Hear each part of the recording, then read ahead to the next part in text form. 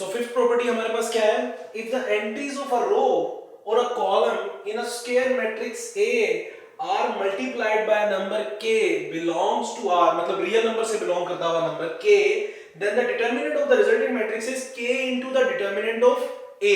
So fifth property हमें ये कह रही है कि अगर हमारे पास एक मैट्रिक्स A गिवन है, लेट्स से हमारे पास एक मैट्रिक्स है व्हिच इज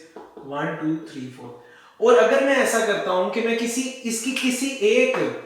रो से या कॉलम से जो है वो किसी कांस्टेंट को मल्टीप्लाई करता हूं, लेट्स से मैं जब इसको इसकी फर्स्ट रो से जो है वो 2 को मल्टीप्लाई करता हूं तो A प्राइम एक नई मैट्रिक्स बन जाती है which will be 1 multiply by 2, 2 multiply by 2, 3 and 4. So it will be equals to 2 4 3 4. तो इसका और इस मैट्रिक्स का रिलेशन क्या होगा कि अगर मैं इस मैट्रिक्स का पहले जो डिटरमिनेंट निकाल रहा था उसमें और A प्राइम में फर्क ये होगा कि A प्राइम जो है will be equals to, A prime जो है वो बराबर होगा K into the determinant of A. ठीक है, सो हम देखते हैं फिर से कि वो क्या कह रहा है, if the entries of a row or a column, अगर रो या कॉलम की एंट्रीज के साथ स्क्वायर मैट्रिक्स की अगर हम कोई नंबर k मल्टीप्लाई कर देते हैं और multiply, then the determinant of the resultant matrix will be k into the determinant of A. So let's see, हम इसको वर्क करते हैं, हम निकालते हैं पहले A का determinant of A is equals to 1 2 3 4 which is equals to 1 into 4 4, 3 into 2 6, minus 6 which gives us minus 2. इसी तरह से जब हम A प्राइम का डिटरमिनेंट निकालते हैं तो वो क्या आता है हमारे पास, determinant of A prime is equals to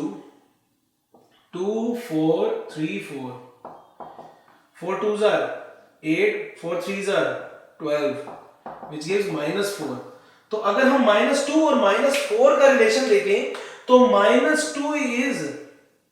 can be done, अगर हम इसको -2 को कांस्टेंट k से मल्टीप्लाई करें तो it will be equals to -4 where constant k is equals to 2 जिससे हमने ये मल्टीप्लाई किया है. तो हमें ये पता चला कि अगर हम किसी मैट्रिक्स की किसी रो या किसी कॉलम के साथ किसी कांस्टेंट वैल्यू को मल्टीप्लाई कर रहे हैं तो डिटरमिनेंट भी ऐसा क्या करेगा पड़ेगा कि वो जो कांस्टेंट वैल्यू है वो डिटरमिनेंट के साथ भी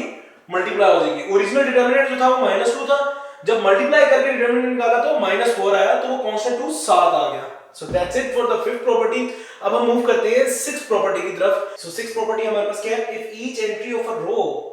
और a column of a square matrix consist of two terms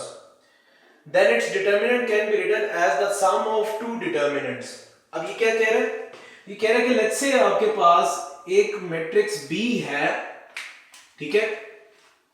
matrix B में आप कंसीडर करते हैं उसको 2 2 3 4. तो अगर हम इसका डिटरमिनेंट निकालना चाहते हैं विच इज एक्चुअली 2 2 3 4, हम इसको रिप्रेजेंट कर सकते हैं सम ऑफ टू डिटरमिनेंट्स 1 1 3 4 प्लस 1 1 3 4, यानी कि ये डिटरमिनेंट जो है ये रिप्रेजेंट हो सकता है 1 प्लस 1 1 प्लस 1 3 4. ठीक है, ये एक्चुअली क्या कह रहा है कि अगर आपके पास किसी रो या कॉलम के जो एंट्रीज है वो अगर किसी दो टर्म्स के सम में रिप्रेजेंट हो रही है तो हम उनको सेपरेट कर सकते हैं, हम इसको इस फॉर्म में कन्वर्ट कर सकते हैं. सो लेट्स सी कि इधर से हमें डिटरमिनेंट क्या मिलता है और ये फॉर्म हमें क्या रिजल्ट देती है. So determinant of this means determinant of B is actually equals to 4 2s are 8, 2 3s are 6 which gives us 2. और यहां पर हम देखते हैं कि हमें ये डिटरमिनेंट क्या देती है, ये form. So what is the determinant of this and what is the determinant of this term. So let's C, 1 into 4 4, 3 into 1 -3 plus this and 1 into 4 4, 3 into 1 3. So 4 minus 3 is actually equals to 1 and 4 minus 3 is actually equals to 1 and 1 plus 1 is actually 2 और ये 2 यहां से भी आ रहा है which means we knew कि